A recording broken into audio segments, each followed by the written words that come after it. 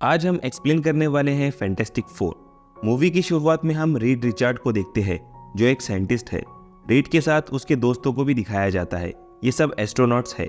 Read एक project पर काम कर रहा था, मगर बैंकक्रप्ट होने की वजह से वो सड़क पर आ चुका था।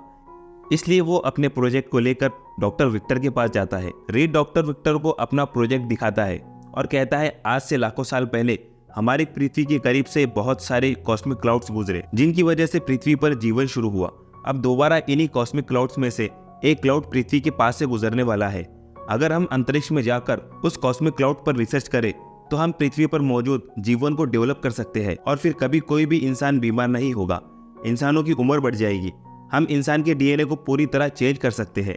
विक्टर रीड की बातों को सुनकर काफी इंप्रेस होता है, इसलिए विक्टर रीड के प्रोजेक्ट पर पैसे लगाने के लिए तैयार हो जाता है। मगर यहाँ विक्टर की एक शर्त थी। विक्टर रीड से कहता है इस प्रोजेक्ट के प्रॉफिट में से 75% प्रॉफिट मेरा और 25% प्रॉफिट तुम्हारा होगा। ये डील रीड और उसके दोस्तों को सही नहीं लगती, लेकिन मजबूरन उन लोगों को हाँ कहना पड़ता है। इसके बाद विक्टर रीड को सुजैन से मिलवाता है जो एक जेनेटिक रिसर्चर है। विक्टर कहता है सुजैन भी तुम्हारे साथ जाएगी। अब ये तीनों साथ काम करने लगते हैं। तब रीड सुजैन से कहता है इस प्रोजेक्ट में हमें एक पायलट की भी जरूरत होगी। तब सुजैन कहती है मेरा भाई टोनी हमारी मदद करेगा, जो पहले नासा में काम करता था। इनकी टीम में 4 मेंबर्स थे। ये सभी स्पेस में जाने की तैयारी करने लगते हैं और इसी तैयारी में इन्हें 6 हफ्ते लग जाते हैं। अब वो वक्त भी आ चुका था जब कॉस्मिक क्लाउड पृथ्वी के करीब से गुजरने वाला था। रीड की कैलकुलेशन के मुताबिक इनके पास 9 घंटे थे। यहाँ इन्हें पता चलता है रीड की कैलकुलेशन में कुछ गड़बड़ हो गई। इनके पास 9 घंटे नहीं, सिर्फ 9 मिनट है और कॉस्मिक क्लाउड गुजरने वाला है।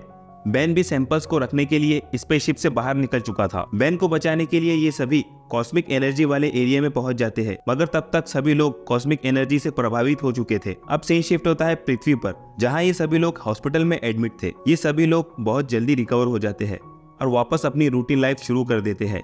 आगे हम देखते हैं रीड और सुजैन लंच के लिए एक रेस्टोरेंट में जाते हैं और तभी सुजैन अचानक से गायब हो जाती है। घबराहट में सुजैन के हाथ से शैंपेन बोतल नीचे गिर जाती है। तभी रीड अपना हाथ स्ट्रेच करके बोतल को पकड़ लेता है। ये दोनों शॉक हो जाते हैं। दूसरी तरफ टोनी को दिखाया जाता है जो बर्फ में स्केटिंग कर रहा था कि अचानक उसकी बॉडी जलने लगती है। वो पूरी तरह आग में बदल जाता है और साथ ही हवा में भी उड़ने लगता है। ये सब कॉस्मिक एनर्जी की वजह से हो रहा था। अब हम बेन को देखते हैं। बेन की तबीयत बहुत ही ज्यादा खराब थी क्योंकि कॉस्मिक एनर्जी से सबसे ज्यादा अफेक्टेड बेन ही हुआ था। बेन के अंदर इन तीनों से ज्यादा पावर आ गई थी। वो हॉस्पिटल की दीवार तोड़कर अपनी वाइफ से मिलने के लिए जाता है, मगर उसकी वाइफ उसे देखकर डर जाती है। बेन पूरी तरह पत्थर में बदल चुका था। बेन अपनी ऐसी हालत देखकर खुदकुशी करने के लिए ब्रिज पर जाता है। वहाँ एक दूसरा आदमी भी खुदकुशी करने के लिए आया था। बेन उसे समझाता है क्या तुम्हारी हालत मुझसे भी ज्यादा बदतर है जो तुम खुदकुशी कर रहे हो। बेन उस आदमी को बचाने की कोशिश करता है, मगर वो बेन से डरकर ब्रिज पर गिर जाता है। एक ट्रक उस आदमी को कुचलने ही वाला था। तभी बेन ब्रिज पर कूदकर उस ट्रक को टक्कर मार देता है। उस आदमी की तो जान बच जाती है, मगर ट्रक को टक्कर मारने की वजह से ब्रिज पर बहुत सारी कार्स का एक्सीडेंट हो जाता है। ब्रिज पर पुलिस और साथ ही रीड, सुजैन और जॉनी भी पहुंच चुके थे। ये तीनों जब बेन को देखते हैं तो बिल्कुल शॉक हो जाते हैं क्योंकि बेन पूरी तरह पत्थर में बदल चुका था। उसी वक्त ब्रिज पर ब्लास्ट होता है। ब्लास्ट की वजह से जो ट्रक उन्हें रेस्क्यू करने आया था वो ब्रिज पर नीचे लटक जाता है। उधर सुजैन अपनी फोर्स फील्ड से ब्लास्ट को कंट्रोल कर लेती है। ट्रक को बचाने के लिए बेन उसे पीछे खींचने लगता है, मगर वजन ज्यादा होने की वजह से ये काम बहुत मुश्किल हो गया था और तभी एक आदमी समंदर में गिरता है, लेकिन रीड अपनी फ्लेक्सिबल बॉडी की वजह से उसे बचा लेता है। फाइनली बेन अपनी पूरी ताकत से ट्रक को ब्रिज पर खींच लेता है। ब्रिज पर मौजूद सभी लोग इन लोगों के लिए तालियां बजाते हैं। उस भीड़ में बेन की मंगेतर भी थी जो बेन से रिश्ता खत्म करके वहाँ से चली जाती है। बेन बहुत उदास था, लेकिन इन चारों की वजह से लोग इनके फैन हो चुके थे और लोग इन्हें फैंटास्टिक फोर के नाम से पुकारते हैं। दूसरी तरफ हम देखते हैं विक्टर भी कॉस्मिक एनर्जी से इफेक्ट हो चुका था, मगर उसे अब तक पता नहीं चला था कि उसमें कौन सी पावर्स आई है। इधर टीम फैंटास्टिक फोर विक्टर की लैब में पहुंचते हैं। रीड और बाकी मेंबर्स जानना चाहते थे कि वो और क्या क्या कर सकते हैं। बेन अपनी पावर्स की वजह से बहुत दुखी था, इसलिए रीड ऐसी मशीन बनाता है जिसकी मदद से सभी अपने ह्यूमन फॉर्म में वापस आ सके। मगर जॉनी अपनी पावर से बहुत खुश था और वो अपने आप को बदलना नहीं चाहता था। दूसरी तरफ विक्टर को दिखाया जाता है। विक्टर अपने साइंटिस्ट के पास जाता है क्योंकि उसके हाथ मेटल में बदल रहे थे। विक्टर का साइंटिस्ट उससे कहता है तुम्हारी बॉडी मेटल से कवर हो रही है, ये मेटल टाइटेनियम और हीरे से भी ज्यादा मजबूत है। साइंटिस्ट कहता है ये बीमारी खतरनाक भी हो सकती है, हमें इसकी इन्फॉर्मेशन ऊपर देनी होगी। मगर विक्टर ऐसा नहीं चाहता था, इसलिए विक्टर उसे ख़त्म कर देता है। यहाँ विक्टर को ये भी पता चलता है कि वो इलेक्ट्रिसिटी भी एब्जॉर्ब कर सकता है। विक्टर इलेक्ट्रिक पावर से अपने एक बोर्ड मेंबर को भी ख़त्म कर देता है। जॉनी एक बाइक रेसिंग में हिस्सा लेता है और अपनी पावर्स की मदद से वो एक वर्ल्ड रिकॉर्ड भी बना लेता है। जॉनी की परफॉर्मेंस की वजह से उसका इंटरव्यू लिया जाता है जो टीवी पर चल रहा था, और फैंटास्टिक फोर के टीम मेंबर्स भी जॉनी का ये इंटरव्यू देख रहे थे। मगर जॉनी रिपोर्टर्स के सामने बेन का मजाक उड़ाता है। बेन से ये बात बर्दाश्त नहीं होती, वो जॉनी के पास जाकर उसकी गाड़ी को चकनाचूर कर देता है। बेन अपनी हालत की वजह से बहुत निराश हो चुका था। बेन एक रेस्टोरेंट में बैठता है, तभी उससे मिलने विक्टर आता है। विक्टर बेन से रीड के खिलाफ बातें करता है। विक्टर कहता है रीड नहीं चाहता तुम सब नॉर्मल हो जाओ, वो अपनी पावर के साथ मशहूर होना चाहता है। विक्टर फैंटास्टिक फोर में फूट डालने की कोशिश कर रहा था क्योंकि उसे लगता है रीड ने जानबूझकर प्रोजेक्ट खराब किया। बेन विक्टर की बातों में आकर रीड से लड़ने लगता है। रीड बेन को बहुत समझाता है, मगर बेन बहुत गुस्से में था। वो फैंटास्टिक फोर टीम छोड़कर चला जाता है।